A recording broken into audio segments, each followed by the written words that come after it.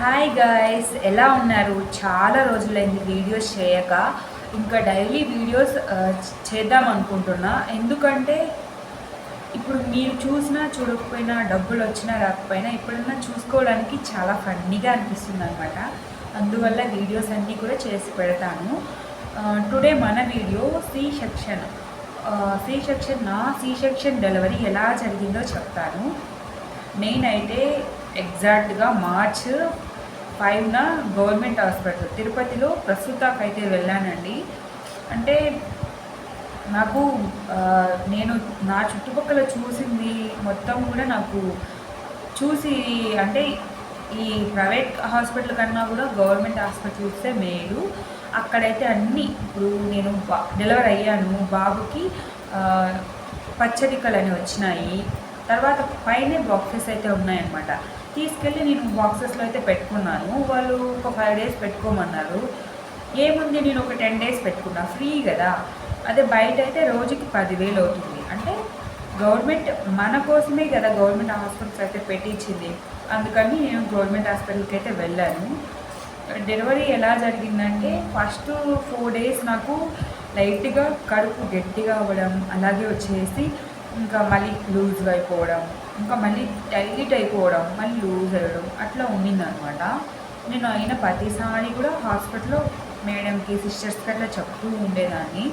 ఇంకా నాకు మార్చి 9న అంటే నేను 5 వెళ్ళాను కదా, ముందుగానే అడ్మిట్ అయిపోయాను.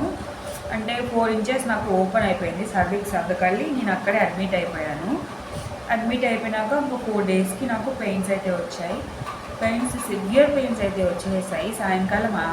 సాయంకాలం అనుకుంటా 6 కల్లా ఒక వడ అయితే తిన్నాను. నాకు చాలా ఎట్లా అంటే వడ తినాలనే ఆశగా ఉండిందనమాట. వడ అయితే తిన్నాను. అప్పటి నుండి 10:30 వరకు పెయిన్స్ వస్తూనే ఉన్నాయి. సివియర్ పెయిన్స్ అనమాట. ఇంకా 10:30కి డాక్టర్స్ అయితే చెక్ చేసి ఈమెకి సి సెక్షన్ చేయాలి, బేబీకి అలాగే తల్లికి ఇద్దరికి రిస్క్ అవుతుంది, ఇలాగే పెట్టేశామంటే తప్పకుండా మీరు సి సెక్షన్కి అయితే భిన్న తీసుకోండి అని చెప్పి మేడం అయితే చెప్పారు. ఇంకా అక్కడ ఉన్న పీజీ స్టూడెంట్స్, ఇంకా వచ్చేసి సిస్టర్స్, వీళ్ళంతా కూడా ఎమర్జెన్సీగా ఇంకా డ్రెస్ అంతా కూడా మార్చేసారనమాట. డ్రెస్ మార్చేసి ఇంకా సి సెక్షన్కి అయితే తీసుకుపోయారు. నాకు నిజంగా చాలా బాధేసింది. ఎందుకంటే ఆల్మోస్ట్ నేను 75% నేను పెయిన్స్ అయితే పడ్డాను. ఇంకొక 25% నేను పెయిన్స్ పడి ఉంటే నార్మల్ డెలివరీ అయి ఉండేది. ముందు డెలివరీ లాగా నాకు నార్మల్ డెలివరీ అయిపోయింది అనమాట. ఇంకా ఎలాగోలేలే అనుకున్నాను. అయితే అప్పుడు మనసులో గట్టిగా ఒకటి అనుకున్నాను అనమాట. మా ఫ్యామిలీ మెంబర్స్తో కూడా నేను డెలివరీ అయిన తర్వాత చెప్పాను. ఏమనుకున్నానంటే ఒకవేళ సి సెక్షన్ జరిగితే ఖచ్చితంగా బాబు పుట్టాలి, నార్మల్ డెలివరీ అయితే పాపే కావాలి అనుకున్నా. ఎందుకంటే నార్మల్ డెలివరీ అయితే మళ్ళీ అయినా కనచ్చు. అదే సి సెక్షన్ డెలివరీ అయితే అలా కాదు కదండి, మళ్ళీ ఇంకో బిడ్డకే ఛాన్స్ ఉంటుంది. అందువల్ల ఇంకా నేను ఏం చేయాలో తెలియక మనసులో దేవుడిని గట్టిగా అయితే అనుకున్నాను అనమాట. ఇంకా నన్ను పైన వార్డులోకి అయితే తీసుకెళ్లారు. అంటే డెలివరీ ఆపరేషన్ థియేటర్లోకి అయితే తీసుకెళ్లారనమాట. ఇంకా తీసుకెళ్ళేసి అంతా ఇంజక్షన్లు అంతా ఇచ్చారు. చాలా పెయిన్ఫుల్. ఒక ఇంజక్షన్ వేశారు, బాడీ మొత్తం కూడా కరెంట్ షాక్ కొట్టినట్లు అయితే అయిపోయిందనమాట. నరము జుజు అంటే ఒళ్ళంతా పాకేసింది. తర్వాత నన్ను పడుకోబెట్టారు. వాళ్ళు ఏం చేస్తున్నారో నాకు ఏం అర్థం కావట్లేదు. ఒక గ్రీన్ కలర్ క్లాత్ అయితే ఇంకా నాకు ముందు పక్క ఇలా పెట్టేశారనమాట. ఇంకా తర్వాత బేబీకి కూడా చూపించారు. అప్పుడు వరకు నేను ఈ పెయిన్స్ అన్నీ కూడా పడున్నాను కదా, ఎట్లా అంటే నా ప్రాణం అంతా కూడా అలసిపోయింది. ఇంకా నేను బేబీని కూడా చూడలేదు అసలు, అలాగే పడుకుపోయాను అనమాట. ఇంకా తర్వాత మా మమ్మీకి అయితే చూపించాను. ఫస్ట్ మా బేబీని మా అమ్మే చూసిందనమాట. కానీ బాయ్ పుట్టాడు అని నాకైతే చెప్పారు.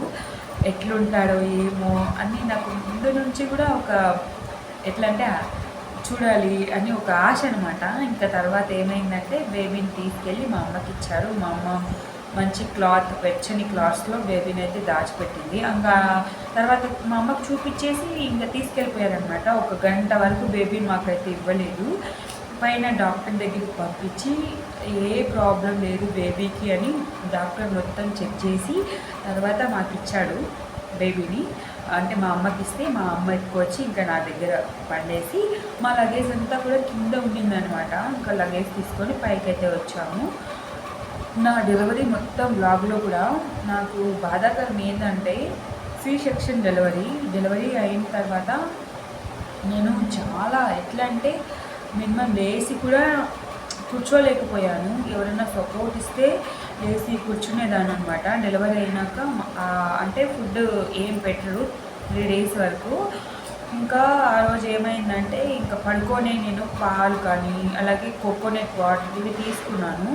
ఇంకా ఇక్కడే అవన్నీ అంటే పడుకొని ఉంటాం కదా, కడుపులోకి వెళ్ళకుండా ఎదురుగానే ఉండేసి నాకు గల్లైతే వచ్చింది. పచ్చి కుట్లు దగ్గి అయితే దగ్గిన ప్రతిసారి గళ్ళు వచ్చి దాన్ని ఉయ్యలేక చాలా ఇబ్బంది పడ్డాను. ఎంత ఇబ్బంది పడ్డాను ఒక 5 days తర్వాత నాకు పూర్తిగా మానిపోతూ వచ్చిందనమాట. నా పక్కన ఇంకో పేషెంట్ సేమ్ నాలాగే నేను ఎలా చేశానో వాళ్ళు కూడా అలా ఆ పేషెంట్కి అలాగే తాపించారనమాట. ఆ పాప కూడా చాలా ఇబ్బంది పడుతుంది.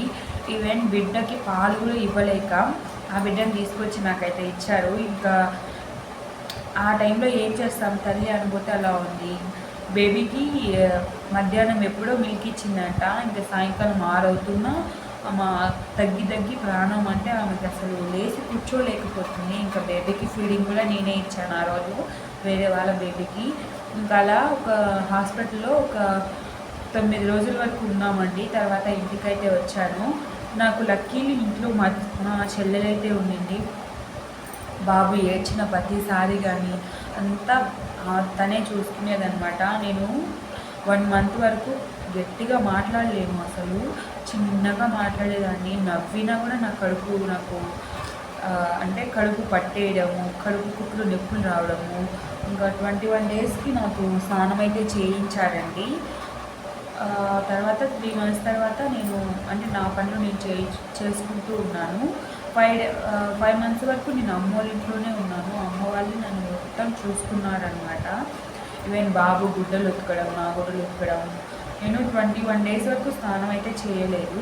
ఫుడ్ అయితే నేను నాకు కుట్లకి సీమ్ తగ్గుతాయి కదా, ఆ ఫుడ్లు అయితే ఏది తినలేదు. హాస్పిటల్లో ఉన్నప్పుడు వాళ్ళు చెప్పారు ఎగ్స్ అవి బాగా తినాలి, పాలు, ఇంకా మేము పెట్టిన ప్రతిది కూడా నువ్వు తిను, తొందరగా నీకు కుట్లు మానిపోతే నువ్వు తొందరగా ఇంటికి వెళ్ళిపోవచ్చు, మేము ఇండిషన్స్ పెడుతూ ఉంటాం కనుక నీకు చీము అట్లా ఏమి పట్టదని చెప్పారు. కనుక హాస్పిటల్లో నేను వాళ్ళు పెట్టిన ఫుడ్ మొత్తం కూడా తిన్నాను. ఇంటికి వచ్చిన తర్వాత వచ్చాక వంకాయ ఇంకా అంటే సీము పట్టే ఏ ఫుడ్ కూడా తినలేదు. పచ్చి కొబ్బరి ఇంకా ఇవేం చాలా అనమాట, చేపలు ఎన్నో తినలేదనమాట. కేవలం ఎన్నో రోజులు ఎగ్, అన్నం, రైస్ ఇవే తిన్నానమాట. ఇంకా మా నాన్న నేను డెలివరీ అయ్యాను అనేసి ఇంకా అంటే మటన్ ఎక్కువ తిన్నాను. అలాగే మేక కాళ్ళు కానీ ఇంకా వచ్చేసి మేక తలకాయ అంటే బాబుకి మెడలు బాగా నిలబడతాయని మెడ తలకాయ తిన్నాను. ఎగ్స్ అయితే ఎన్ని తిన్నానో లెక్కే లేదనమాట. ఫుడ్ బాగా తిన్నాను నేనైతే. అంటే పెద్ద ఆపరేషన్ అనేసి ఫుడ్ తగ్గించడం అట్లా ఏం లేదు. మా మమ్మీ నువ్వు ఎంత బాగా తిన్నావంటే ఎంత బాగా బేబీకి పాలు ఉంటాయనింది. అదే మాట ప్రకారం నేను పాలైతే ఉంటాయి కదా బేబీకి అనేసి నేను ఫుడ్ బాగా తినేదాన్ని. ఇప్పుడు కూడా నేను చేపలు ఇంకా ఎగ్స్ అవి తింటూ ఉంటాను. నీచు అప్పుడప్పుడు తింటూ ఉంటాను అనమాట, బేబీకి పాలు బాగుంటాయని. ఇంతే నా డెలివరీ బ్లాగ్. ఇందులో మీకు ఏదైనా డౌట్స్ ఉంటే కామెంట్ సెక్షన్లో కామెంట్ చేయండి. జలుబు వల్ల మాట సరిగ్గా రావట్లేదు. ఇంకా చాలా చెప్పాలనుకున్నాను, బట్ కానీ మీకు ఏ డౌట్ ఉన్నా కామెంట్ సెక్షన్లో అయితే కామెంట్ చేయండి. Bye bye.